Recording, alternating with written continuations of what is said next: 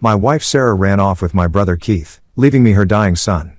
15 years later, they mocked me, asking about the boy they left to die until he walked in, a grown man. Their faces were priceless. You ever walk into your own house and instantly feel like the air's plotting against you? That was me. Me that Thursday night. I just survived an 11-hour workday full of fake smiles, unpaid overtime, and a boss who believed good management meant replying to emails with thumbs up emojis. All I wanted was to loosen my tie, grab that leftover pepperoni pizza from the fridge, and let Netflix judge me for watching Storage Wars again. But instead, I opened the front door to what I can only describe as the kind of silence you hear in crime documentaries right before they find the body. The lights were dim, the TV off, and no sign of life, except for the faint smell of lavender candles and betrayal. Normally, Sarah would be humming some Taylor Swift song while pretending not to burn dinner, and my brother Keith would be in the garage cussing at the door he'd been fixing for 3 weeks straight. But not tonight. The place felt hollow, like someone pressed mute on my life. I remember calling out, "Sarah, nothing." "Keith." Still nothing. That was my first red flag because Keith never turned down a free meal or a chance to tell me how I was using the wrong kind of wrench for everything. I tossed my keys on the counter, loosened my tie, and that's when I saw it. Mason, 5 years old, curly hair, Spider-Man pajamas, curled up on the recliner like a tiny hostage. The poor kid was clutching a crumpled piece of paper, eyes red from crying. He looked up at me with that lost puppy stare that could melt a glacier. "Uncle Luke." He sniffled. Aunt Sarah and Uncle Keith said they're sorry. Oh, hell no. I dropped my briefcase, walked over, and gently took the note from his little hands. My stomach did this weird thing. Like it knew it was about to read something that had ruined pizza for me forever. The handwriting was Sarah's, cursive, neat, dramatic, like she thought this was a breakup scene in a romantic movie instead of a felony-level betrayal. Luke, I'm sorry. This isn't how you deserve to find out. Keith and I are in love. We didn't mean for it to happen, but we can't fight it anymore. Please take care of Mason for now. He deserves stability. Don't try to find us. We need to start over together. I just stood there blinking, rereading, waiting for the hidden camera crew to jump out yelling, "Gotcha." But no one did. It was just me, Mason, and the sound of my world doing a nosedive. Keith, my brother. The same Keith who used to steal my Halloween candy, crash my dates, and still owed me $400 from 2017. I always thought his low point was the time he tried to sell NFTs of his beard hair on eBay. Turns out he had lower gears. Sarah and Keith together, the math wasn't mate. My wife and my brother, it was like betrayal decided to host a family reunion. I sat on the edge of the couch staring at the letter, my mind glitching like bad Wi-Fi. My chest felt tight, not heart attack tight, but wow, life just turned into a sitcom written by Satan tight. Mason sniffled again. Are they coming back? I looked at him and something in me snapped. Not in an angry way, in a no one else is going to fix this kind of way. I forced a smile, even though it probably looked like I was having a nervous breakdown in slow motion. Nah, buddy, I said. They went on a long trip. He frowned. Without me? I exhaled through my nose, rubbed the back of my neck, and muttered. Yeah, apparently love makes people stupid. He tilted his head. What's stupid? Your Aunt Sarah and Uncle Keith, I said automatically. Then I realized I shouldn't be teaching a 5-year-old new vocabulary words of trauma. I mean, people who forget what's important. He nodded solemnly like he understood the weight of betrayal and tax evasion. Then he whispered, "Can I have ice cream?" And just like that, my new job started. Full-time single dad, part-time emotional triage nurse. I walked into the kitchen, still holding that cursed note, and opened the freezer. No ice cream, of course. The woman who left me for my brother had also taken the damn Ben and Jerry's. I leaned on the counter trying to piece it all together. The affair, the timing, the lies, and the cherry on top. They'd left her nephew behind like he was an unwanted Amazon package. I looked back at Mason. He was watching cartoons now, probably trying to forget everything.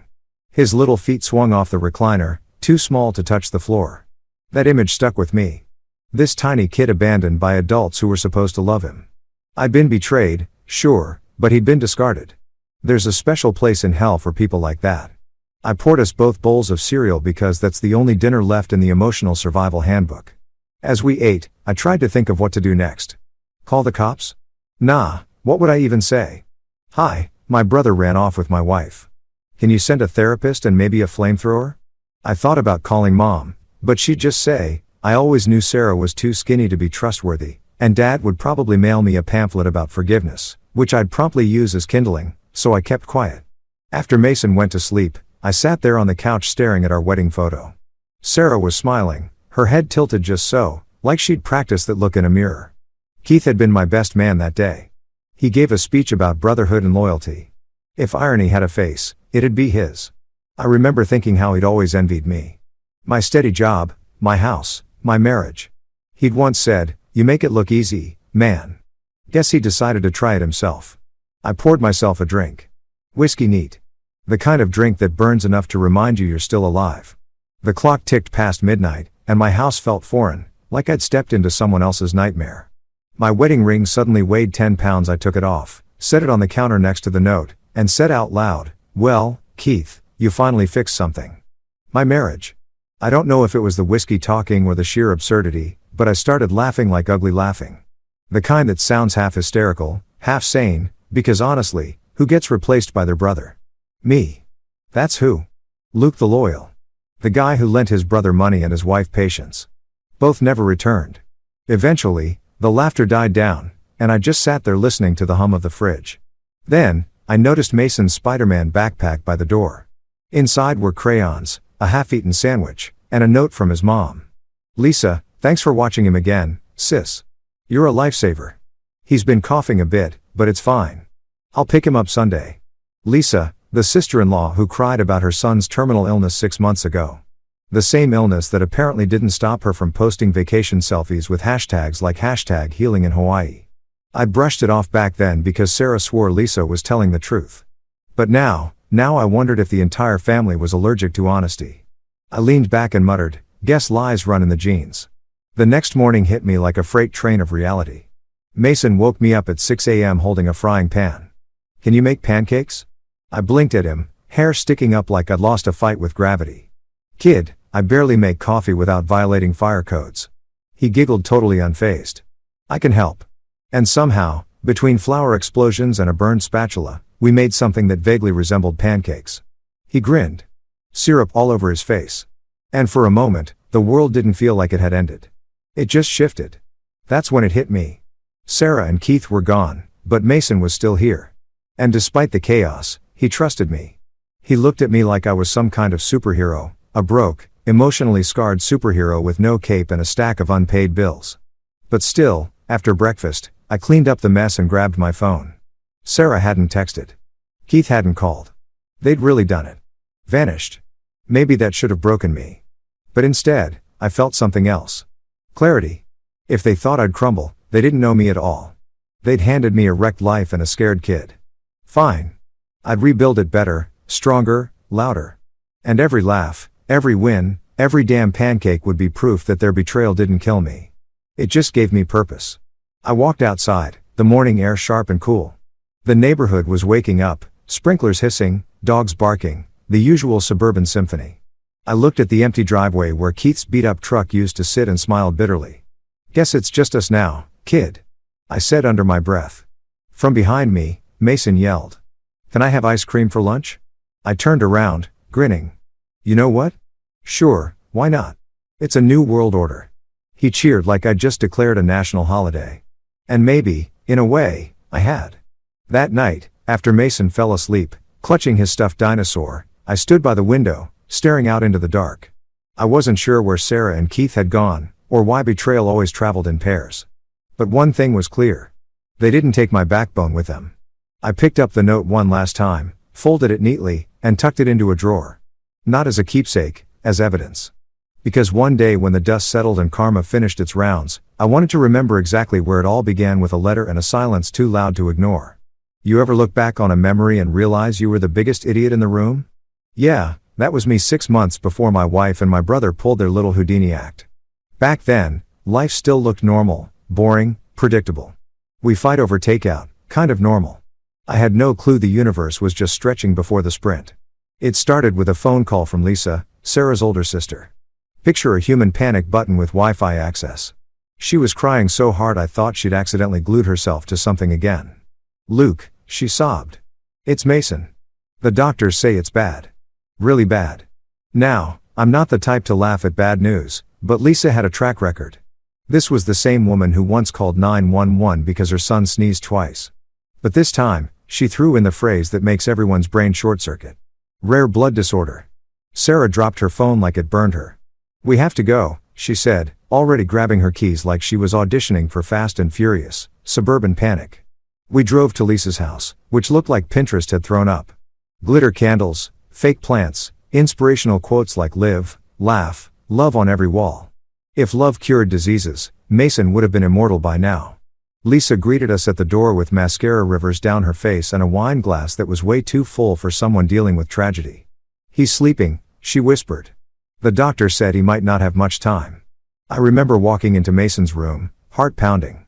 He looked pale, small, curled up under a blanket with superhero prints. His breathing was shallow. Or maybe I was just imagining it, Sarah gasped, covering her mouth. I knelt beside him, feeling something in my chest tighten. Fear, sadness, guilt all at once. That night, Sarah couldn't sleep. She sat on the couch wrapped in a blanket, scrolling medical websites, and crying quietly. "What kind of world lets a child suffer like this?" she whispered. I didn't have an answer, so I did what guys do when we don't know what to say. I made coffee and tried to fix what couldn't be fixed. I called doctors, Googled experimental treatments, even researched bone marrow donation. Anything to help. Lisa, meanwhile, became a permanent fixture at our house. She'd drop Mason off for rest and vanish for hours. Sometimes she'd show up smelling like margaritas, talking about grief, therapy, and self-care. I didn't question it at first. Grief makes people weird, right? But then I started noticing things like how Mason's sick days always lined up with Lisa's girls' nights, or how her Instagram stories were less about hospitals and more about hotel rooftops and poolside mojitos. Still, Sarah refused to see it. "She's coping," she said, eyes red from crying. "Don't judge her." "Yeah, okay." But when coping looks like bottle service, I start to question the diagnosis.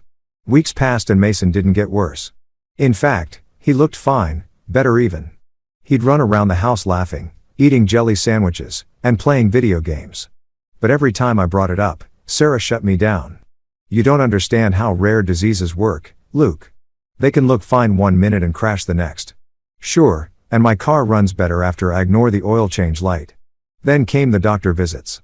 Lisa would take Mason out for treatments that apparently didn't require hospitals, nurses, or any receipts. I asked for medical records once and she snapped. "Oh, now you're a doctor." Yeah, I wasn't. But I was something worse. A husband who smelled but didn't want to admit it. The turning point came one afternoon when I came home early from work. Lisa was in our kitchen laughing on the phone. Mason was on the couch watching cartoons, not a hint of sickness in sight. When she noticed me, her smile vanished like I was the repo man. "Oh, Luke, I didn't hear you come in." "Clearly," I said, eyeing her phone. "How's the little guy doing?" She gave me a shaky smile. "Up and down, you know, chronic fatigue." "Uh-huh. From all the Call of Duty marathons." She froze. "Excuse me?" "Nothing," I said, pouring coffee. I didn't even want. Just weird that his terminal illness doesn't stop him from outgunning half the internet. Her face twitched, but she recovered fast. "Children need distractions." "Doctor's orders, right?" I said, and I assume the doctor's orders also include bottomless brunches and cocoon getaways. Her eyes narrowed. "What are you implying?" "That maybe grief looks better with a tan." She huffed, grabbed her purse, and stormed out, muttering something about toxic energy. I just stood there shaking my head. Toxic energy. Lady, your whole family runs on it. When Sarah came home, Lisa had already gotten to her. "You embarrassed her." She snapped. "She's going through hell, Luke." "Really?" "Because her version of hell comes with ocean views. She needs support. What she needs is an intervention and maybe a calendar reminder that her kid's supposed to be dying." That earned me a week of cold shoulders and microwave dinners. By the third month, Mason had basically moved in. Lisa would pop by with his overnight bag and vanish into thin air. I didn't mind having him around. He was a good kid. Polite, curious, a little too into cereal, but overall easy company. The problem was watching Sarah fall deeper into the drama. She was constantly checking on Lisa, bringing her meals, handling Mason's medication schedule, and crying at random commercials. One night, I found her in the kitchen, staring at the fridge like it held the secrets of the universe. "I can't lose him," she said softly. I wrapped an arm around her. "You won't. He's strong. Kids bounce back." She shook her head. "You don't get it. If Mason dies, Lisa will break. She's barely holding it together. I bit back the urge to say she's holding it together with tequila. Instead, I just nodded because that's what you do when your spouse is emotionally tangled in someone else's web. You wait and hope they don't drag you into it. Then came the fundraiser idea. Sarah decided we should host a charity dinner to raise money for Mason's treatment. She made a website, printed flyers, even convinced my boss to donate. The whole town showed up. Bless their gullible hearts. We raised over $6,000 that night. $6,000. Lisa gave a teary speech about cherishing every moment. People clapped. I wanted to throw a dinner roll. Afterward, she hugged Sarah like she'd just cured cancer. Then she whispered to me, "You see, the world still has good people. Yeah, mostly the ones you just scammed." But again, I stayed quiet. Why? Because I loved my wife. And I didn't want to believe her sister was running a con while her nephew played the prop.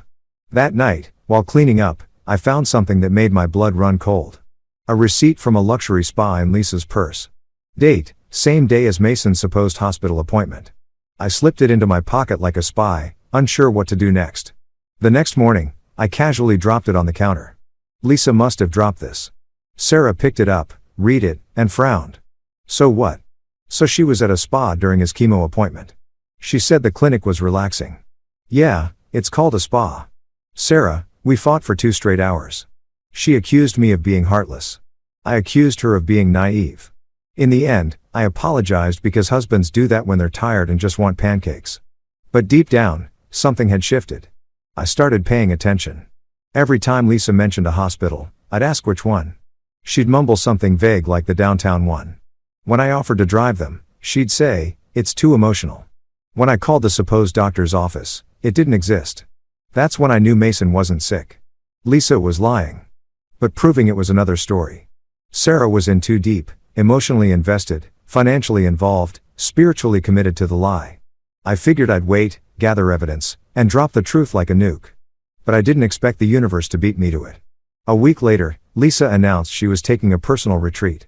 Translation: another vacation. She left Mason with us for the weekend saying he needs stability. Yeah, I bet. That Sunday, Sarah got a text from her sister, just a beach photo with the caption, "Healing vibes only."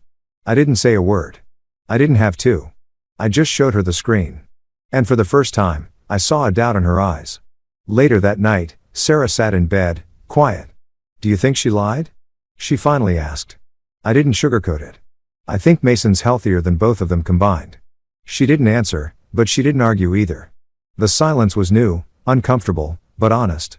For once, the noise of Lisa's drama had faded, and all that was left was the hum of truth trying to break through. Looking back, that was the moment the cracks started showing. Sarah had built her loyalty on sand, and Lisa was the tide. Every lie washed a little more of her away. By the time the big betrayal rolled around months later, I realized the fake illness was just rehearsal. Lisa taught Sarah how to lie, and Sarah, bless her heart, became a star pupil. If I'd known then what was coming, I would have skipped the charity dinner and invested in security cameras instead. But hindsight's undefeated. At least now when I look at Mason, healthy and loud and full of life, I know the truth. He was never dying. The only thing terminal in that family was honesty.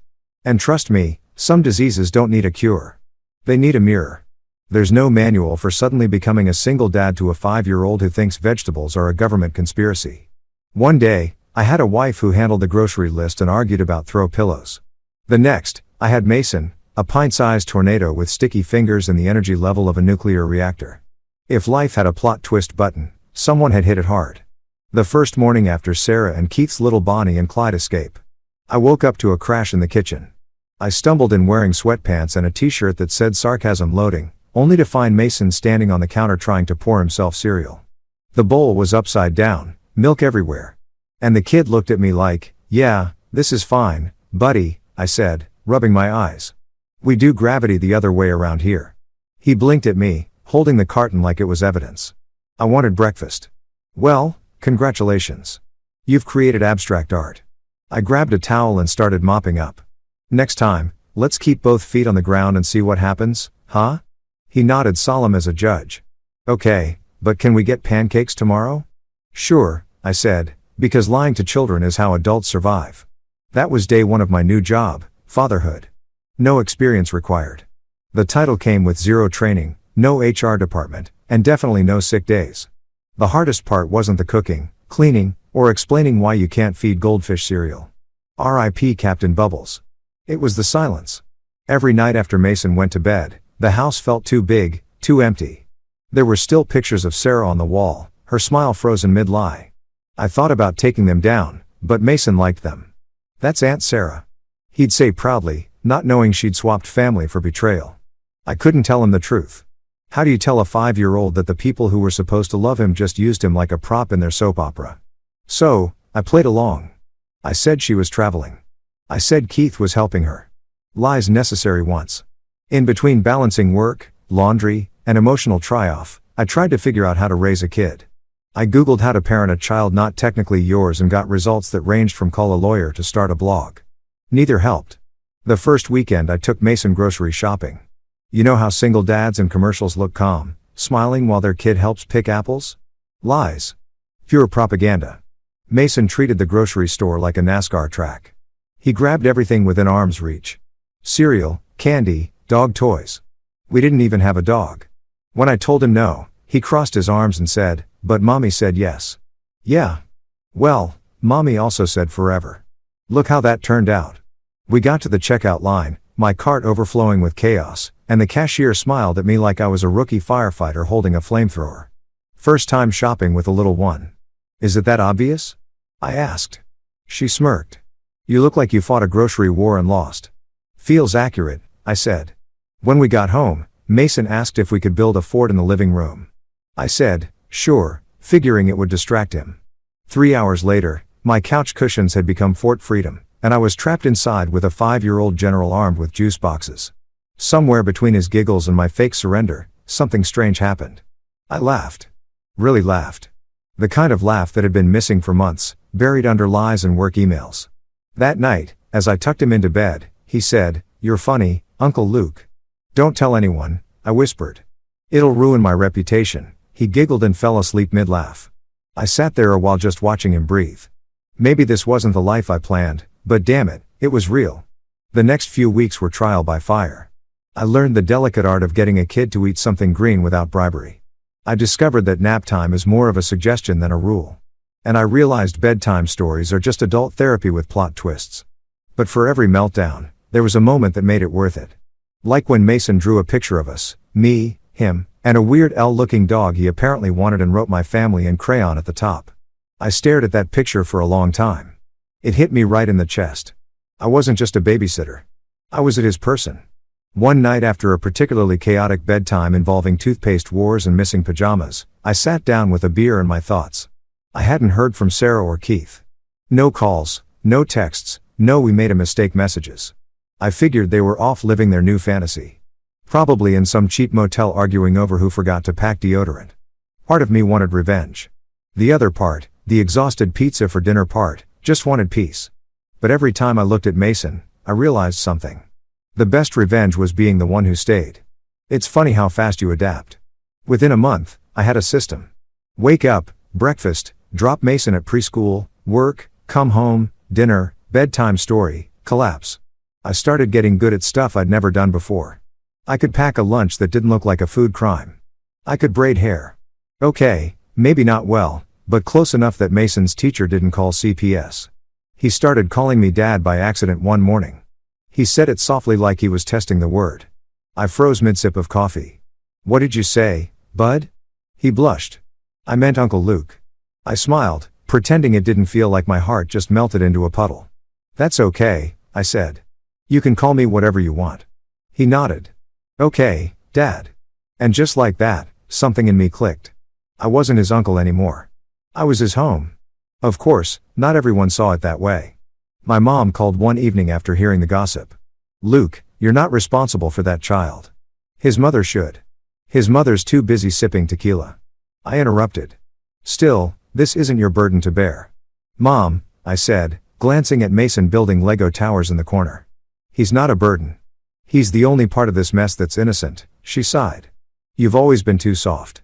"Yeah," I said, smiling. "Guess it runs in the family." Parenting alone wasn't just hard, it was humbling. I used to think patience was something you had or didn't.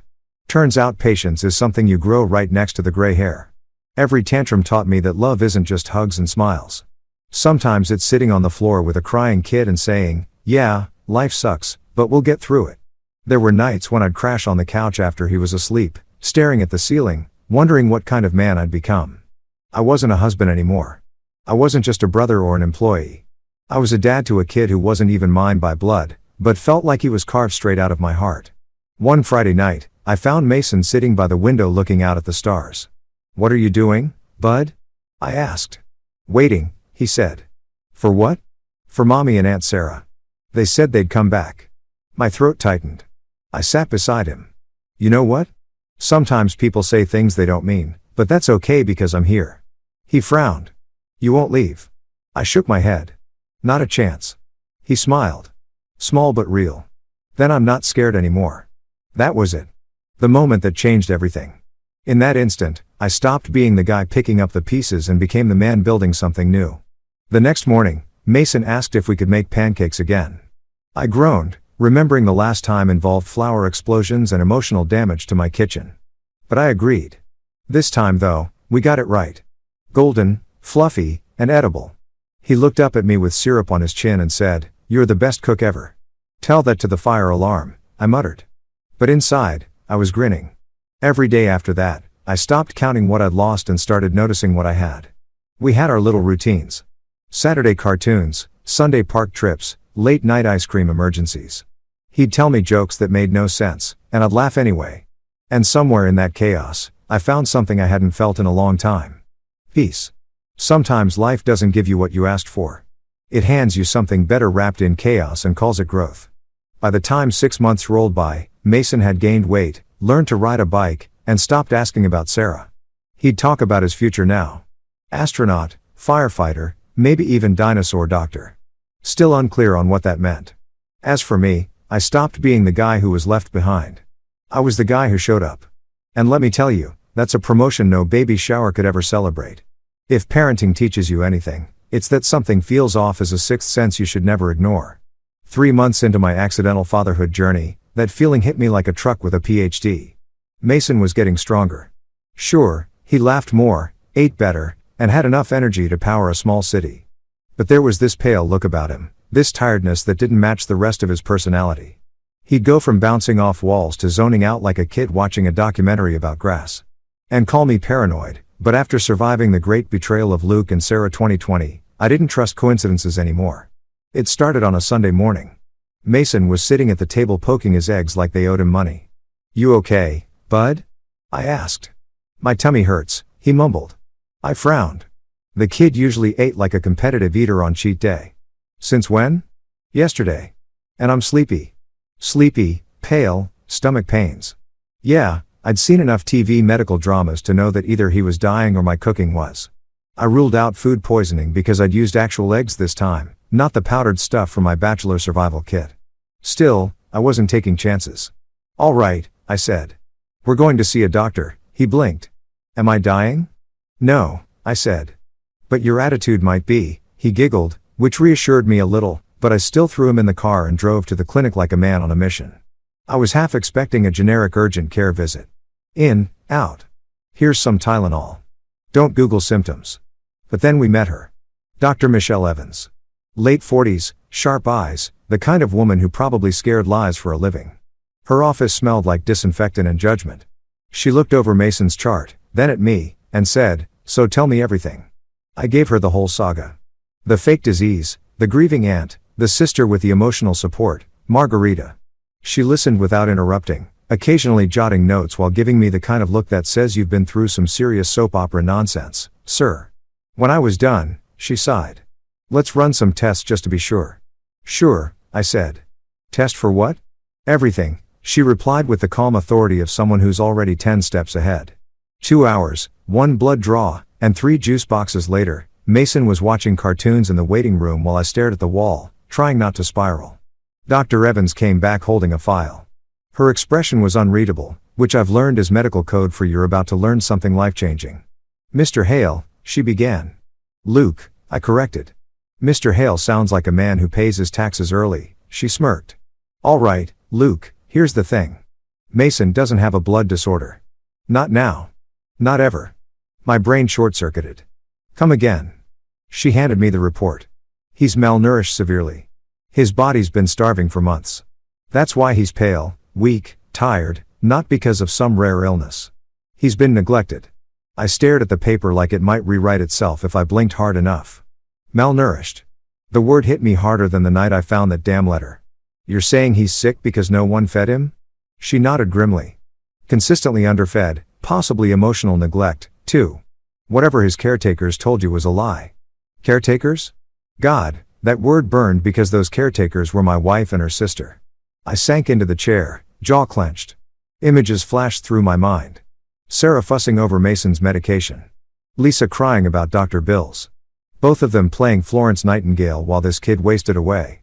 Dr. Evans placed a hand on my shoulder. He's going to be okay. Kids bounce back fast when they're loved and fed properly. But you need to understand this wasn't an accident. This was systematic neglect. That word systematic made my blood boil. You're telling me they let him suffer just to what? Play victim. She gave me a look that said, you already know the answer. By the time we left the clinic, my mind was a tornado. Mason was in the back seat humming a song about dinosaurs, oblivious to the emotional earthquake that had just hit. I wanted to scream or punch a wall or drive straight to wherever Sarah and Keith were playing house and drop this medical report on their pillow with a note that said, enjoy hell. But I didn't. Instead, I stopped at a drive-thru and ordered Mason a kid's meal. I watched him tear into those fries like it was Christmas. And that's when it hit me. This kid didn't need revenge. He needed stability. Love. A chance to be a kid again. When we got home, I sat on the couch staring at the wall, the doctor's words echoing in my head. Mason climbed into my lap with his fries, offering me one like a peace treaty. Do I still have to take the medicine Aunt Sarah gave me? He asked. That question broke me a little. No, buddy, I said softly. You don't need that anymore. You just need real food and hugs. Lots of hugs. He grinned, mouth full of nuggets. I like hugs. Good, I said, because you're getting one every day until further notice. That night, after he went to bed, I dug through the old box of medical supplies Sarah used to keep. Pills, syrups, all neatly labeled with fake prescriptions. I sat there under the kitchen light, reading each label, realizing none of it was real. Not one. She'd bought over-the-counter vitamins, relabeled them, and played doctor. The rage that built up in me could have powered a city grid. My wife had lied to me, cheated on me, and now I found out she'd helped run a child neglect operation worthy of a documentary. If there was an award for most terrible human, she'd be the undefeated champ. I called Dr. Evans the next day. So, what do I do? I asked. Feed him, she said simply. Regular meals, balanced nutrition, and therapy for both of you. I laughed bitterly. Yeah, I can't wait to tell a therapist my wife ran off with my brother and faked a terminal illness for attention. Then make it a long session, she said dryly. That woman was my kind of sarcastic. From that day on, Mason's recovery became my mission. I made charts, meal plans, snack schedules. Hell, I could have opened a daycare. We replaced vitamins with real food, medicine with laughter. Every morning, he'd help me cook eggs, and every evening we'd make dinner together. He started gaining weight. His color returned. And for the first time, I saw what a healthy Mason looked like. Bright, loud, messy, alive. But healing him meant confronting myself, too. I'd been sleepwalking through life before all this. Living by routine, avoiding conflict, assuming love meant trust by default. Turns out love without boundaries is just a slow-motion disaster. One afternoon, I found Mason coloring at the table. He looked up and said, Uncle Luke, can I tell you something? Of course, bud. He hesitated, chewing his crayon again. When Aunt Sarah and Uncle Keith left, I thought it was my fault because I didn't finish my food. I froze. What? No. You didn't do anything wrong. He frowned. They said I had to eat better or they'd go away. My chest tightened. I knelt beside him. Hey, listen to me. None of that was your fault. They left because they're broken people. You didn't break them. They were already cracked. He blinked up at me, processing that with a kid's kind of wisdom. So, they're the ones who need time out. I smiled even though my throat burned. Yeah, forever time out. He giggled. Good. That night, after he went to bed, I opened my laptop and typed up a report. Everything Dr. Evans told me, plus the medical proof. I didn't send it anywhere yet, but it felt good knowing I had it. Like holding a loaded truth bomb, waiting for the perfect time to drop it. Weeks went by, Mason thrived. He learned to ride a bike, drew pictures of our family, and introduced me to his new imaginary friend named Bob the healthy dinosaur. We were good. No, better than good. We were happy. But every once in a while, I'd catch myself wondering what Sarah and Keith were doing. Did they ever think about Mason? Did guilt ever visit them at night? Or did they sleep fine, spooning each other in blissful idiocy? I hoped it haunted them. I hoped they couldn't walk past a grocery store without remembering the kid they left behind. But I wasn't going to chase them. I had something they didn't. Peace. One evening, Dr. Evans called to check in. "How's our little survivor?" she asked, eating me out of house and home. I said proudly. "He just discovered chicken nuggets." "Good sign," she said. "That means he's healing." "And you?" I hesitated. "Getting there. Still mad but functional." "Anger fades," she said. "Purpose doesn't." "You've given him both." I didn't realize how much I needed to hear that until I hung up. Because yeah, I was still angry, but now it had direction. The day Mason ran up to me and said, "I love you, Dad," I knew we'd made it. The lie was over. The damage done by Sarah and Lisa was fading, replaced by something stronger. Truth, consistency, real love. Dr. Evans had been right. Mason didn't need miracles. He just needed someone who showed up. And as for the women who caused it all, their day was coming. Because karma doesn't forget receipts. And thanks to one very sharp doctor, I had plenty. If you told me a year ago I'd be the guy Googling how to hide vegetables in chicken soup, I'd have laughed you out of the room. But there I was, apron on, kitchen timer ticking, pretending I knew what I was doing while Mason sat at the counter like a health inspector. Parenthood, I'd learned, was 90% improvisation and 10% prayers that nothing caught fire. After Dr. Evans exposed the starvation masquerading as illness scam, I swore Mason would never go hungry again. I stocked the fridge like I was prepping for the apocalypse. Milk, eggs, fruits, enough chicken to start my own farm. But what I didn't realize was that feeding a kid isn't just about food. It's about earning trust. The kid had been told eating made him sick. It was like trying to convince a cat to take a bath. Possible, but it required stealth, cunning, and emotional manipulation. The first night, I made chicken soup. He eyed it like I'd ladled poison into a bowl. "It smells weird," he said. "It smells like love and sodium," I replied, spooning some into his bowl. "Trust me, this is the cure to all evil," he frowned. "You said that about broccoli, and I was right, wasn't I?" "No," he said flatly. "Okay, tough crowd." I sat across from him, taking a dramatic slurp. "I might have to open a restaurant. You'd better eat some before Gordon Ramsay steals the recipe." He giggled. "Who's Gordon?"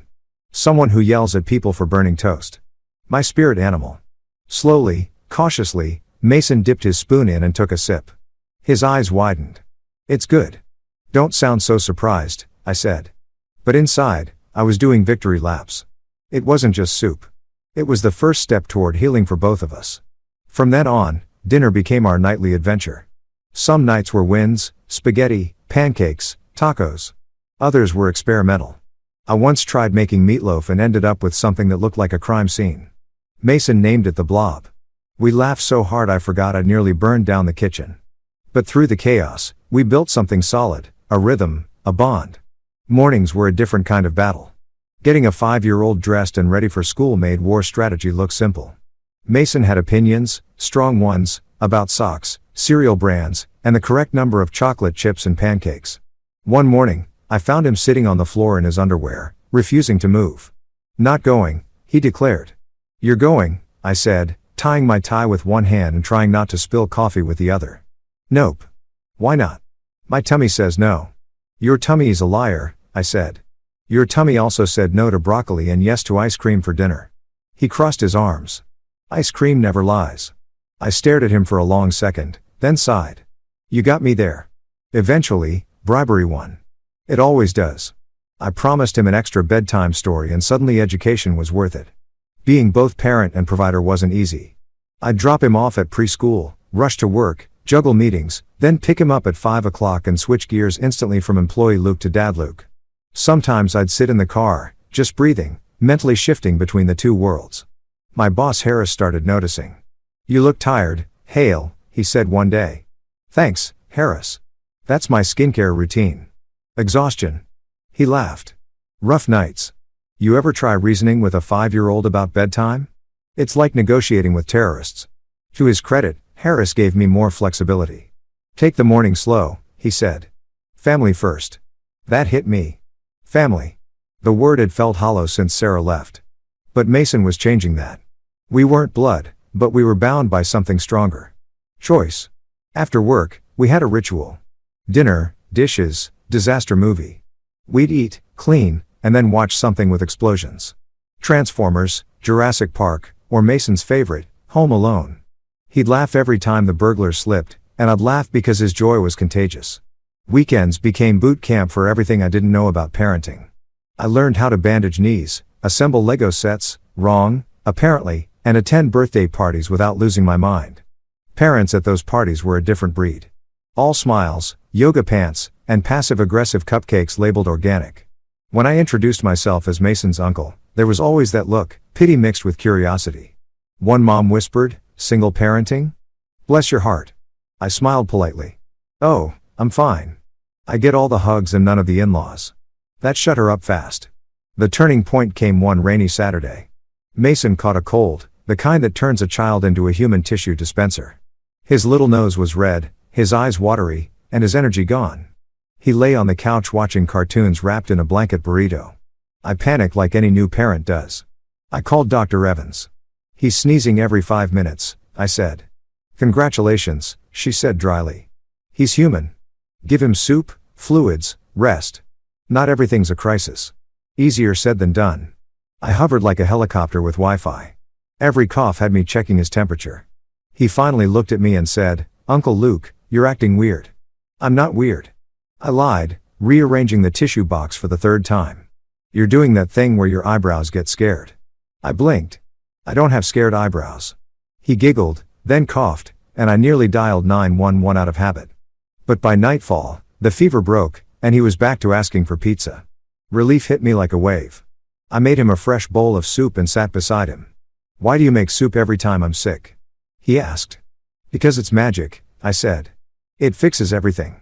He nodded satisfied. "Then you need some too." "Why is that?" "Because your heart's still sick." I froze. Spoon madare. Out of the mouths of babes, right? He didn't mean it cruy. He was just being honest the way only kids can be. I looked at him and realized he was right. I'd been healing him, but I hadn't let myself heal. That night, after putting him to bed, I poured myself a drink and sat on the porch. The rain had stopped and the world was quiet except for the sound of crickets. For the first time in months, I didn't feel angry, just tired. But it was the good kind of tired, the kind that comes from actually living. The next day, Mason woke up bouncing. "Can we make pancakes?" he asked again. "It's tradition." "Tradition started 3 days ago." "Yeah, but it's a good tradition." So, we made pancakes. And when he spilled half the batter, I didn't even care. The kitchen was chaos. But it was our chaos. Later that week, I got a call from Lisa. I almost didn't answer, but curiosity won. "Luke," she said, voice trembling. "Is Mason okay?" I laughed, bitter and tired. "He's more than okay. He's thriving." She started crying. "I made mistakes." "Yeah, plural," I said. "You and Sarah both, but you don't get to show up now and pretend you care. Please." I hung up. Maybe that was cruel, but forgiveness doesn't mean reopening the door. That night, Mason drew a picture, me holding a bowl of soup and him wearing a superhero cape. He labeled it my dad and his magic soup. I laughed so hard I nearly cried. Then I realized something. I wasn't playing dad anymore. I was dad. When bedtime came, he said, "You're going to make soup forever, right?" "Forever is a long time, bud." "Good," he said, yawning. "I like forever." And I swear for the first time since my world blew up, forever didn't sound like a threat. It sounded like home. You ever blink and realize 15 years have sprinted past you like they had somewhere better to be? Yeah. One day you're arguing with a 5-year-old about broccoli, and the next that same kid's a 6 tall linebacker stealing your last slice of pizza. Mason grew up fast, too fast, and somehow managed to make me feel both proud and prehistoric at the same time. By the time he hit 20, the kid had turned into a force of nature. Built like an NFL draft pick, brain sharp enough for pre-med, and the same mischievous smirk that used to precede yogurt fights in the kitchen. The quiet, fragile little boy I took in had become a confident man with plans bigger than my grocery budget. We lived in a cozy 2-story place now, my house technically, but our home in every sense. There were dents in the hallway from Nerf wars, coffee stains on the couch, and trophies on every shelf. It wasn't perfect, but it was ours. I remember one Saturday morning vividly. I was at the kitchen counter trying to remember if I'd already had 2 cups of coffee or just one very strong existential crisis when Mason walked in, towel around his neck, sweat still clinging to him from a morning run. "Morning, old man," he said, grabbing a protein shake from the fridge. I raised an eyebrow. "Old man, watch your mouth, kid. I can still take you," he grinned. "Maybe in a staring contest." "You'd be surprised," I muttered, taking a sip of coffee. "Back in my day." Yeah, he interrupted, rolling his eyes. "You walked uphill both ways in the snow." "Heard it." "Actually," I said. "I was going to say, I once survived on instant noodles for a month." "That's toughness," he laughed. "That's sodium poisoning."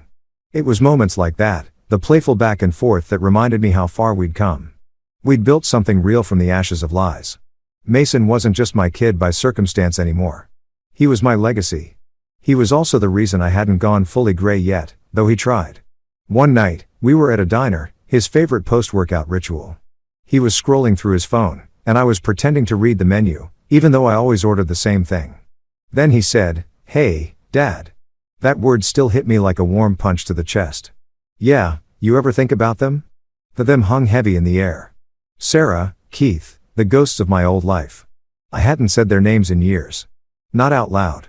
Anyway, I shrugged. "Not really." "What?" He leaned back, thoughtful. "I saw a woman today at the gym. Looked like her. Same hair, same face, maybe older." I thought, nah, can't be. My heart did this uncomfortable little dance. "Probably wasn't." "Probably," he said. But the tone in his voice told me he wasn't so sure. I changed the subject fast, asked about his classes, his friends, his plans for med school. But that night, when I got home, I sat on the porch and thought about it. The past, the people who'd once burned my world down and disappeared. I wondered if they ever looked back. Then, like the universe had been eavesdropping on my thoughts, it decided to get real dramatic. The following weekend, I was at the grocery store doing the most adult thing imaginable, comparing milk brands. I'm standing there holding 2 cartons, trying to remember which one Mason swore tasted like sadness, when I heard a voice behind me. "Luke." My hand froze mid-reach. That voice, soft, unsure, with a hint of fake sweetness I'd once been dumb enough to believe. I turned and time punched me in the face. There she was, Sarah. She looked older, still attractive in that polished, high-maintenance way, but life had definitely taken a few swings at her. Fine lines, dull eyes, a little puffiness around the face, the kind that comes from bad sleep and worse decisions.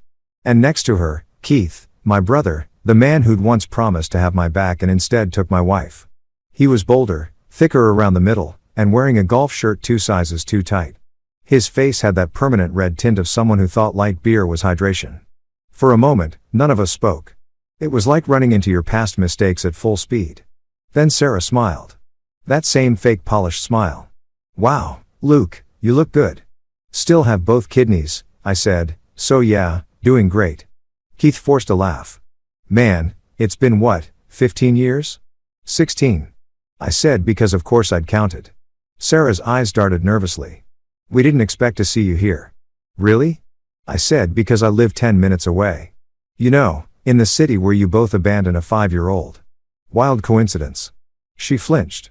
Keith cleared his throat. "How's Mason?" That name coming out of his mouth made me see red. "Alive," I said flatly. "Thriving. Thanks for asking." Keith gave me a crooked grin. The same one that used to charm waitresses into giving him extra fries. "Didn't think you'd keep him this long." My jaw tightened. "Didn't think you'd make it this long without a DUI." Sarah's smile faltered. "We were young, Luke. We made mistakes." "Yeah, plural," I said. "But hey, at least you were consistent." They exchanged a look. That silent shared guilt that only partners in crime get. Keith tried to recover. "So, still single?" I smirked happily. "Turns out life's quieter without traitors in it." Sarah laughed awkwardly, brushing her hair behind her ear like that would erase a decade of deceit. "You always had such a sharp tongue. And you always had terrible taste in men," I said, nodding toward Keith. He puffed his chest. "Careful, Luke." "Oh, relax," I said, grabbing a carton of milk. "You're safe. I don't fight unarmed men." It was petty, sure, but it felt so good. They both stood there blinking, clearly unsure how to handle me. The version of Luke who wasn't broken anymore. The Luke who traded heartbreak for humor, anger for peace, and pity for purpose.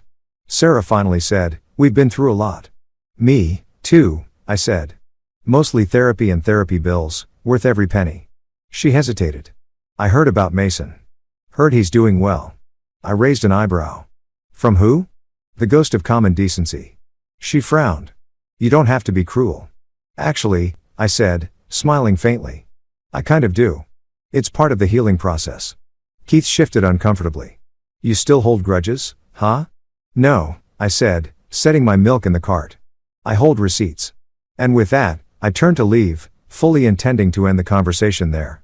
But then Sarah said something that stopped me cold. "You know," she began softly, "we've always wondered how you managed with Mason. I mean, it couldn't have been easy." I looked over my shoulder and gave her a smile. "So, come it scared even me." "You're right. It wasn't easy. But the difference between us, Sarah, is I don't quit when things get hard." Her face fell. Keith's eyes darted away. For the first time, I saw them not as villains, just pathetic people crushed under their own lies. I started pushing my cart away, but before I could turn the corner, Keith called out. "So, what's Mason up to these days?" I paused, slowly turned back. "Oh," I said casually. "You'll see." And I meant it because fate, karma, and poetic timing were all on my side. They just didn't know it yet. That night, I told Mason about the encounter. He listened quietly, face unreadable. When I finished, he said, "So, they're back apparently." He nodded slowly. "Good. I was wondering when karma would put them on the calendar." I grinned. "You're not mad?"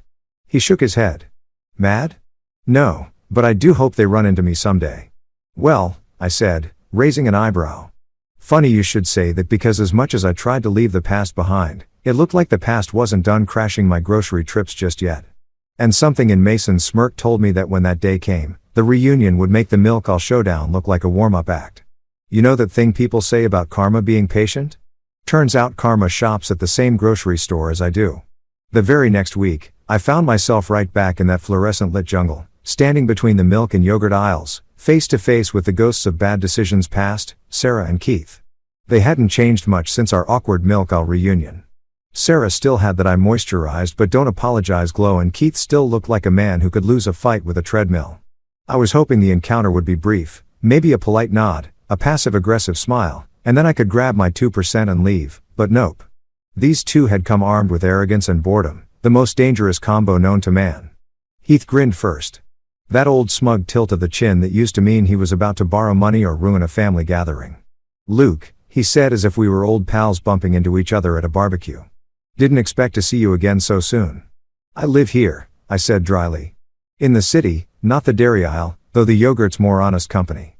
Sarah chuckled, but it sounded forced, brittle. "You always did have a way with words." "Yeah," I said. "Some people write poems. I write comebacks."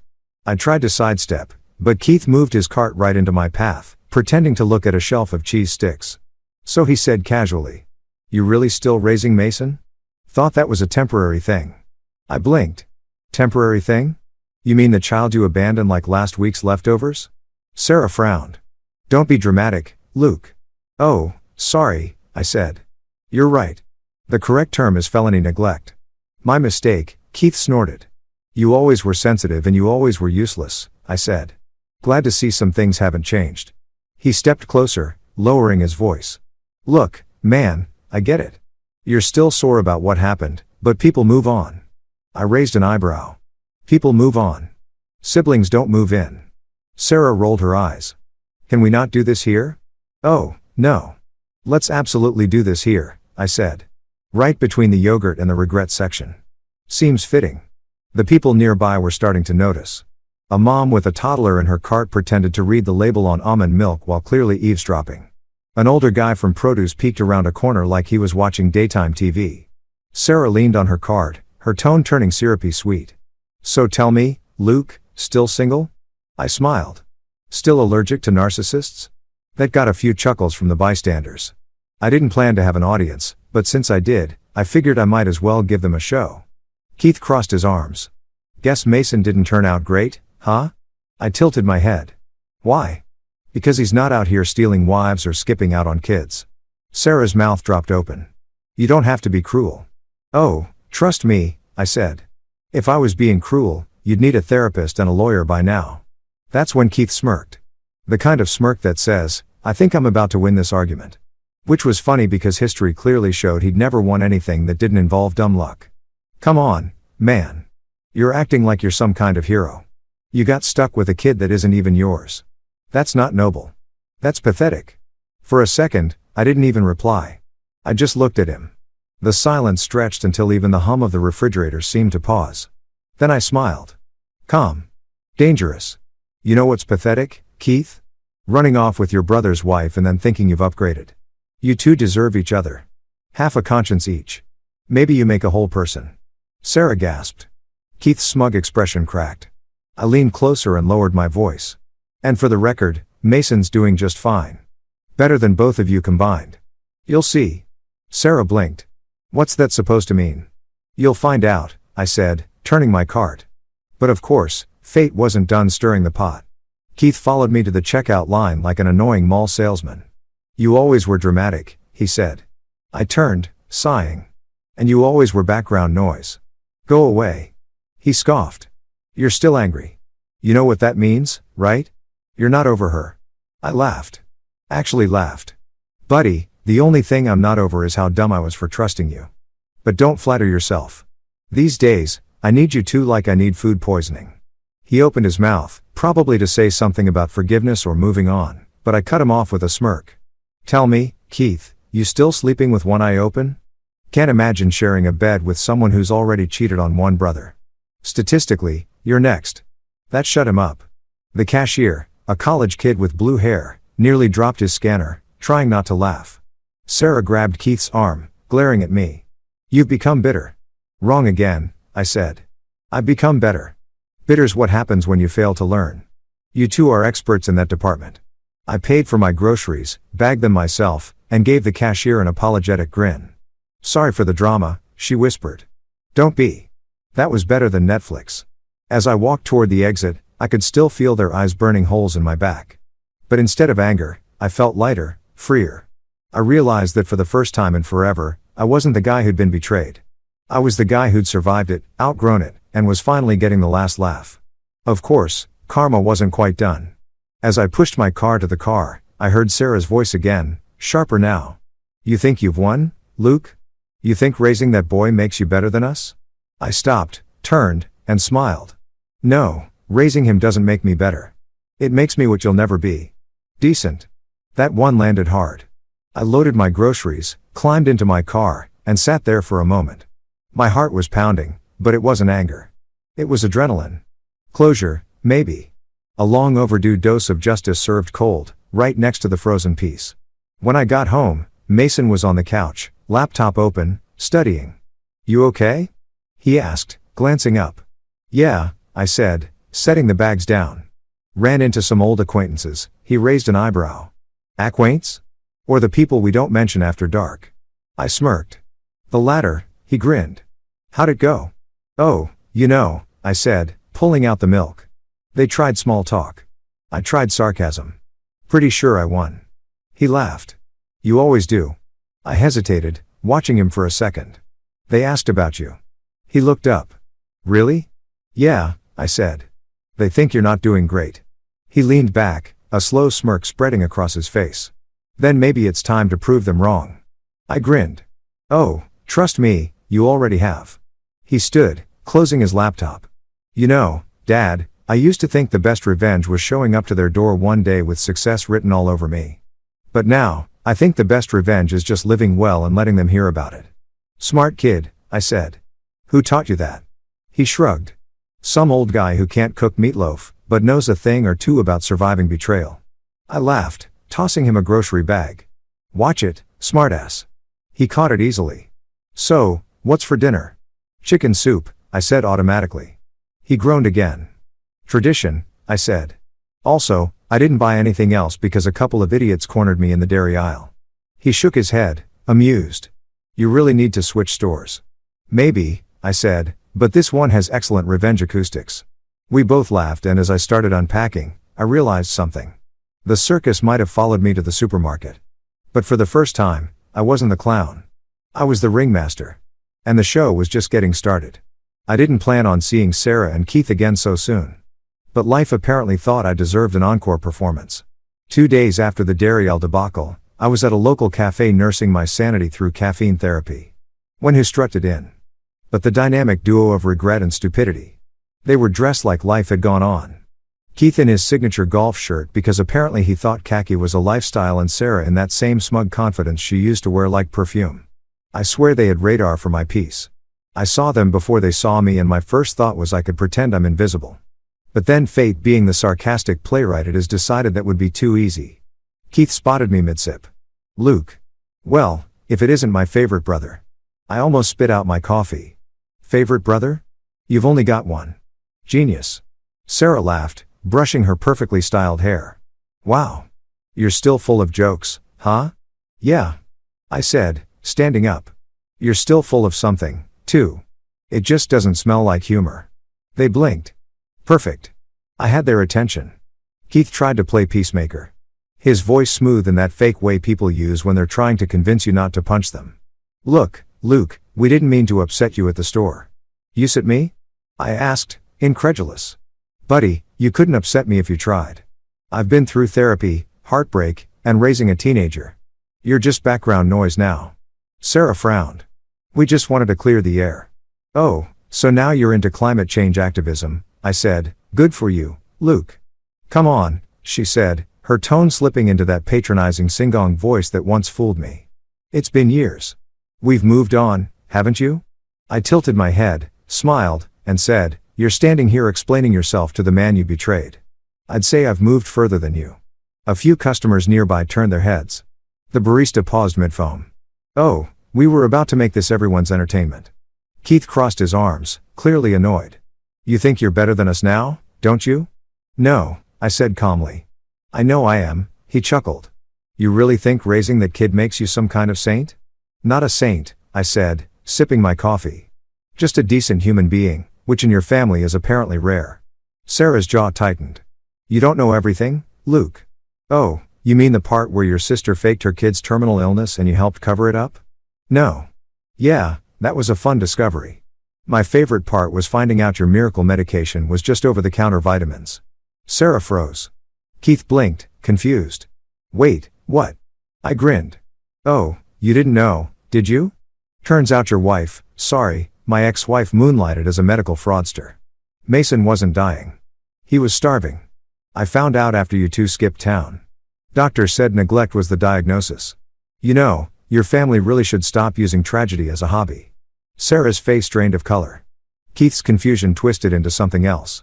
Anger, maybe shame. She said it was a blood condition. He muttered. Yeah. And she also said, you were better in bed than me. I shot back. So maybe her judgment isn't the gold standard. The cafe went dead silent. The barista dropped a cup. A college kid in the corner let out a quiet damn. Sarah hissed. You don't have to humiliate us. Oh, but I do, I said, stepping closer. Because you humiliated me for years. You lied, you cheated, and you left a child behind like a used napkin. So, if the truth embarrasses you, maybe stop making it so entertaining. Keith tried to puff up, chest out like he was about to deliver a lecture. You can't talk to her like that. Funny, I said.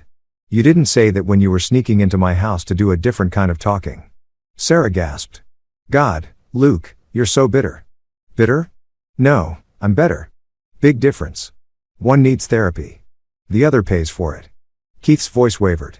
We made mistakes. People do things when they're in love. I laughed so loud the cafe owner looked up from the counter. Love? That wasn't love. That was boredom with better lighting. You two didn't fall in love. You fell into each other's stupidity and called it fate. Sarah's lips trembled, but she tried to recover, flicking her hair back like she was in a shampoo commercial. You always twist everything into a joke. No, I said quietly. I twist the knife into the truth. Difference. I could have walked away then, left them with their guilt and overpriced lattes, but I wasn't done. Not yet. I leaned in, lowering my voice. You want to hear something really funny? I hired a private investigator after you left. He dug into your fresh start. Turns out Sarah's sister wasn't the only liar. While you two were off playing house, She was busy club hopping, pretending to grieve her dead nephew. And you, Keith, you were funding it out of my old joint savings account. Keith blinked. That's not possible. Oh, it's possible, I said. See, the thing about betrayal is it leaves paper trails. You bought her that condo, didn't you? And that car? The one she inherited from an aunt that never existed. Sarah's mouth opened, but no sound came out. Keith turned to her. You told me your mom helped you buy that. Keith, he stepped back. You lied to me. I crossed my arms. Oh, come on, Keith. You really thought the woman who cheated on her husband wouldn't cheat on her second husband? Don't act shocked. I figured this sequel was inevitable. Sarah's voice shook. You're just trying to ruin my life. I smirked. You're doing fine on your own. I'm just narrating. Keith was fuming now. Are you saying I cut him off? Yep. She was still seeing someone else while you were playing family man. You're welcome for the update. For once, Sarah didn't have a comeback. Her hands trembled as she tried to collect herself. This is ridiculous, she snapped. You're lying. Oh, that's rich, I said, pulling my phone from my pocket. You want receipts? I've got them. I opened a photo of a report, the pie summary, complete with timestamps and photos. I slid it across the table. Consider it light reading. She stared at it, her face collapsing like bad foundation under ring. Keith leaned over her shoulder, his eyes narrowing with every line he read. Then he froze, his voice barely above a whisper. Who's Daniel? Oh yeah, there it was. The cherry on top. Sarah looked like she wanted the earth to swallow her. He was just a friend. Sure, I said. Just like Keith was my brother. Weird how that word keeps losing meaning around you. Keith pushed back his chair, the legs screeching across the floor. You lied to me for years. Sarah's voice cracked. Keith, he raised a hand. Don't. I should have known. You ruin everything you touch. I sipped my coffee and muttered. Can confirm. Keith stormed out, slamming the door so hard the windows rattled. Sarah just stood there shaking. For the first time in a long time, she looked small, deflated, like the facade had finally cracked all the way through. She turned to me, tears brimming. You got what you wanted. Are you happy? I stared at her for a moment. No, I said softly. Just finished. I walked out, leaving her with her coffee, her mess, and her ghosts. When I got home, Mason was in the living room watching TV. Hey, he said. You okay? I hesitated, then nodded. Yeah, just tied up a few loose ends. He raised an eyebrow. Loose ends with names and social security numbers. I chuckled. You're too smart for your own good. He smirked. You finally told them off, didn't you? Oh, I did more than that, I said. I returned the truth. Express delivery. He leaned back, grinning. Bet that felt good. It did, I admitted. But you know what felt better? What? Not caring if they believed it or not. Mason smiled. Guess we're done with ghosts, huh? I nodded. Done and dusted. He tilted his head. So, what happens next? I smiled, tossing him a car key. Next, you and I go out for dinner. Something loud, greasy, and entirely unholy. My treat. He caught it. Mid-air deal. As we walked out the door, I felt lighter. Not the kind of light that comes from revenge, but the kind that comes from release. The past had been heavy, but it wasn't mine to carry anymore. Sarah's lies, Keith's betrayal, the family drama, it all stayed behind, sealed in that cafe like a bad sitcom finale. The truth was finally out and it was glorious. There are moments in life when time stops. Not metaphorically, but actually stops. Like the universe hits pause just to let you soak in the absurdity of it all. For me, that moment happened in the same grocery store where this entire melodrama started. The milk section, a place apparently cursed with my family trauma. 2 weeks had passed since the cafe showdown where I detonated the truth like a bomb in a porcelain shop. Keith had stormed out. Sarah had crumbled and I'd left them both sitting in the wreckage of their own lies. I figured that was the end of it. Curtain call, fade to black. Roll credits. Except life doesn't believe in clean endings. It prefers sequels. That Saturday, I was back at the store grabbing last-minute groceries for Mason's big interview weekend. He'd been accepted into 3 med programs already, and this one, his dream school, was the final round. The kid was 20 now, taller than me, sharper than I ever was, but he still texted like a 5-year-old. Get milk. Real milk, not almond sadness. So, there I was comparing expiration dates like a responsible adult when I heard a familiar voice behind me. Luke. I didn't even turn at first. I knew that voice. That tired, cracked, slightly desperate voice that used to command a room but now barely held itself together. "Sarah," I said finally, not looking up. "Back to haunt dairy products again." She gave a shaky laugh. "I had to talk to you." I sighed, setting the milk in my cart. "You've had 16 years to talk, Sarah. You used your words to write a goodbye letter instead." "I deserve that," she said softly. "No," I said, finally turning toward her. "You deserve a restraining order. But we'll start small." She looked worn out. The makeup couldn't hide the lines that weren't there before. Whatever charm she once had was gone, burned out, like a candle that had run out of wax. "I just wanted to see him," she said. "Mason, I saw on social media that he's grown. He looks happy." "Yeah," I said. "Happiness tends to happen when people aren't starving." She winced. "I know I've done terrible things, Luke, but he's still my family. I just want to see him." I studied her for a second. "You left him to die, Sarah. You and your sister turned his childhood into a diet plan. You forfeited family when you picked convenience over care." She swallowed. "People can change." "Sure," I said. "But you haven't." Before she could respond, a new voice joined the party. Familiar, deeper, and entirely unexpected. "Dad, you ready?" I turned and there he was, Mason. Dressed sharp, suit perfectly fitted, posture confident. The kid didn't just grow up. He'd arrived. The way he carried himself, you could tell life hadn't broken him. It had trained him. Sarah froze. "Is that Mason?" He looked at her, expression calm, but unreadable. "Yeah," he said. "The kid you left to die." You could have heard a pin drop. Every shopper nearby stopped pretending to read yogurt labels and went full audience mode. Sarah's face drained of color. Her mouth opened, but no sound came out. "Mason," she whispered. He raised a hand. "Don't. You don't get to Mason me like we're catching up over brunch." Her eyes filled with tears. "I know I can't undo the past, but I just wanted to tell you how sorry I am." He nodded slowly. "You know what's funny? I used to rehearse this moment in my head when I was a kid. I thought if I ever saw you again, I'd cry or yell or something dramatic. But right now, I feel nothing." Her lip trembled. "You have every right to hate me." He shook his head. "I don't hate you. Hate would mean I still care enough to feel something. You're just a story I tell about how I got stronger."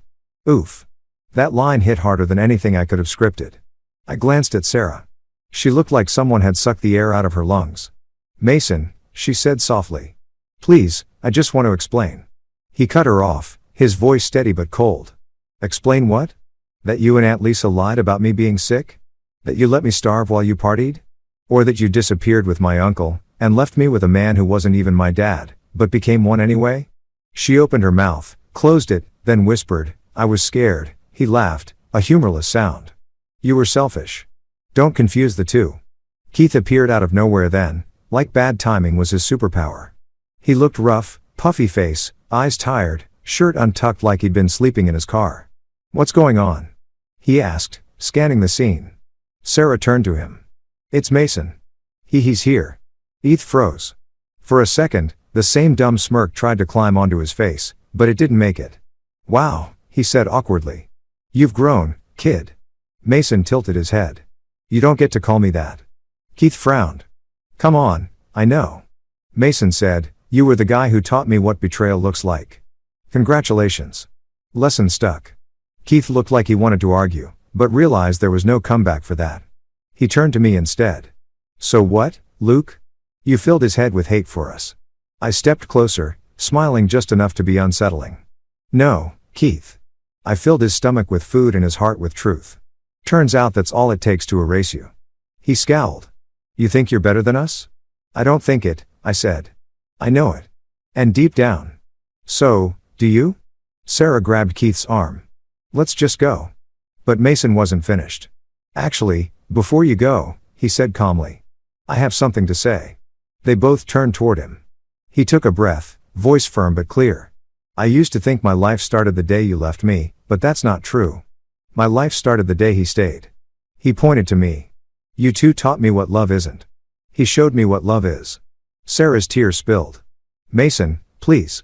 He held up a hand again. "No, you don't get to cry. You don't get to play victim. You already used up your sympathy card 16 years ago." Then he turned to me and said, "Let's go, Dad." Time stopped. That word, Dad. It wasn't the first time he'd said it, but saying it in front of them hit differently. It was vindication, justice, and love. All rolled into one syllable. Sarah's sob turned into a gasp. "Dad," she whispered, staring at me like she'd just realized karma had good aim. I smiled gently. "Yeah, that's my son." We turned and walked away, the sound of silence chasing us down the aisle.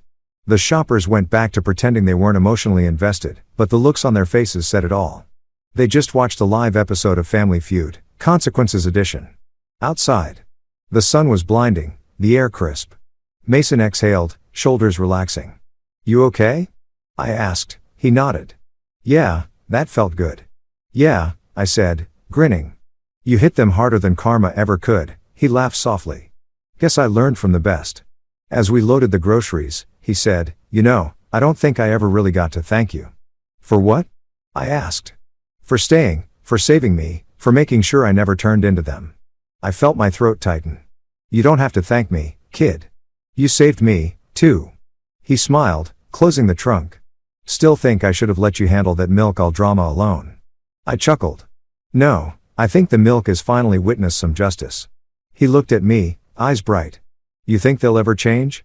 People like them?" I shrugged. "Maybe, but even if they do, it's too late. We already did."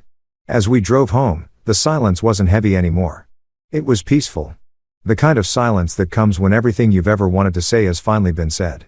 That night, Mason posted a picture online. Him and me laughing over dinner. The caption read, "Family isn't who gives you life. It's who gives you a reason to live it." I stared at that post for a long time, heart full. The moment at the grocery store had frozen time, but it also thawed something inside me. The anger, the hurt, the what-ifs, they were gone. And in their place was pride. Pride for the man that kid had become. Pride for the life we'd built out of betrayal's ashes. The past had finally stopped knocking.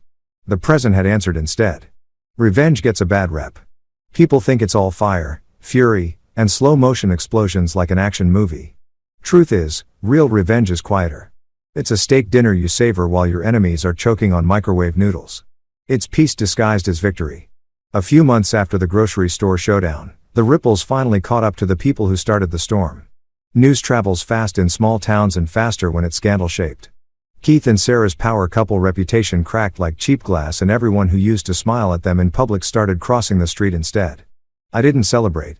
Okay, fine. I celebrated a little, maybe once, with a beer and a playlist titled "Justice is Delicious." I hadn't seen them since that day with Mason, but I heard enough through the grapevine to know karma had clocked in early and was working overtime. Keith had apparently gone full midlife crisis meets bad decisions. The man who used to brag about his construction business lost half his clients when word spread about his morality malfunction. Turns out people don't want to hire a guy who stole his brother's wife and left a child to starve. Shocking, right? The last I heard, he was working part-time at a car wash and arguing with teenagers about tip jars. Sarah, oh, her fall was cinematic. She'd been living off Keith's money for years. And when that ran out, she tried the sympathy route. Social media posts about regret and finding faith. It might have worked, except the internet's undefeated at digging up old skeletons. Someone found photos of her and Lisa on vacation during the Masons' dying era. And let's just say people weren't forgiving. The comment section turned into a digital bonfire. The real kicker, word got out that their perfect daughter, born a year after their scandalous getaway, wasn't Keith's. DNA test confirmed it. Karma didn't just show up. It brought snacks and a front row seat. When I found out, I was sitting on the porch, coffee in hand, sunrise in full glory. Mason had texted me the headline with nothing but a smirking emoji. I laughed so hard the neighbors probably thought I'd lost it. He came out onto the porch, hair a mess, still in his sleep shirt. "You good, old man?" "Oh, better than good," I said, showing him the phone. He squinted at the screen. "Wow, took them long enough." "Yeah," I said, leaning back in my chair. "Karma drives slow, but it doesn't miss," he laughed. "You think they ever stop and wonder how it all went wrong?" "Probably," I said. "But they'll blame everyone but themselves. That's their talent," he nodded, thoughtful. "Guess they finally got what they gave." "Exactly," I said, sipping my coffee. "You can't outrun the bill when you dine on betrayal." Mason looked at me for a moment. "You don't sound angry anymore." I smiled. "That's because I'm not. Anger's heavy, kid. You carry it long enough, it becomes your whole identity. I set mine down a while back," he smirked. Guess that's your version of therapy. That and whiskey, I said, grinning. But yeah, therapy helped, too. We sat there in comfortable silence, watching the morning unfold. Birds chirping, sunlight cutting through the trees. Peace had a sound, and this was it. A week later, Mason officially graduated med school. The ceremony was surreal. Seeing him in that cap and gown walking across the stage, I swear my heart grew 3 sizes. The applause felt personal, like the universe was saying, "You did it, Luke. You didn't just survive. You raised a damn good man." Afterward, we went out to dinner. His choice, a fancy steakhouse that made me check my credit card limit twice. The waiter probably thought we were celebrating a wedding proposal with how happy we looked. "To us," Mason said, raising his glass. "To us," I repeated. "The world's most dysfunctional family success story." He grinned. "Think Mom's watching this from somewhere." I paused. "If she is, I hope she's taking notes," he chuckled. "You ever wonder what you'd say to her now if she showed up?" I thought for a moment. Probably nothing. Silence says more than words ever could. Besides, she already heard everything she needed to that day in the store. Mason leaned back. "You're a bigger man than I'd be." "No," I said, "I just ran out of energy to stay angry. Besides, she taught me something. The opposite of love isn't hate. It's indifference." He smiled. "Guess you're fluent in indifference now." "Professional level," I said, clinking my glass against his. Later that night, after the dinner, we walked out into the city lights. Mason looked around at the skyline, hands in his pockets. "You know," he said. "You should be proud." "I am," I said, "of you." He shook his head. "No, I mean of you. You took the worst situation possible and turned it into a life. You didn't let it define you." I laughed. "Oh, it defined me for a while. I just decided to rewrite the definition." He nodded. "You ever think about dating again?" "Hell no," I said instantly. "The last woman I trusted ran off with my brother. I think I've met my quota." He laughed so hard he nearly dropped his jacket. "Come on, Dad. You can't let them win like that." "I'm not," I said. "I just like sleeping diagonally and not explaining why the thermostat set to 68. He grinned. "Fair point." The drive home was quiet, peaceful. Mason fell asleep halfway through, his head tilted against the window, the faintest smile on his face. I glanced at him and thought about all we'd been through. The lies, the loss, the rebuilding. The house felt alive when we got home. Photos lined the walls. Snapshots of our journey. Mason's first day of school, our disastrous camping trip, the dog he rescued last year.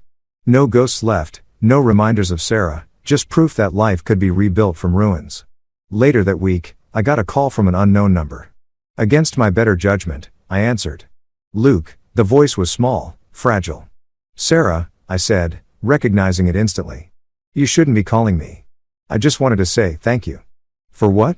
"For raising him," she said quietly. "For giving him a life I couldn't." I was silent for a moment. "You didn't have to thank me. You just had to not abandon him." "I know," she said. "I live with that every day." There was something in her tone, not manipulation this time, but something close to sincerity. Maybe life had finally humbled her. Maybe it was too late. "I'm glad he turned out okay," she said finally. "He didn't turn out okay," I said softly. "He turned out amazing. Despite you," she sighed. "You really don't have any forgiveness left, do you?" "Forgiveness?" "Yes," I said. "Access to my life again." "No," she didn't argue. Just whispered. "Take care, Luke." "Already am," I said, hanging up. And that was it. The final loose thread cut clean. Months later, Mason's engagement dinner rolled around. The restaurant buzzed with laughter, friends, and music. When he gave a toast, he started by saying, "Most people thank their parents separately. I just need to thank one." Everyone clapped. I pretended I had something in my eye. After the dinner, he raised his glass toward me and said, "We did it, Dad." I clinked mine against his. "We sure did, kid." He grinned. "Guess and Sarah was my biggest motivator." "Mine, too," I said with a smirk. Nothing inspires self-improvement like being betrayed by amateurs. He burst out laughing. And so did I for a long time. The kind of laughter that shakes loose the last bits of pain still clinging to your ribs. Later, as we drove home, Mason said quietly, "You think revenge was worth it?" I thought for a second. Revenge? No, it wasn't about that anymore. It was about peace. But peace is the best revenge, isn't it? He smiled. "Guess it is." And as we pulled into the driveway, I realized something. Revenge hadn't come with rage or fireworks. It came with calm mornings, loud laughter, and a son who called me dad. That was my victory. That was my closure. No grand speeches, no fiery justice, just peace, rich, quiet, and finally mine.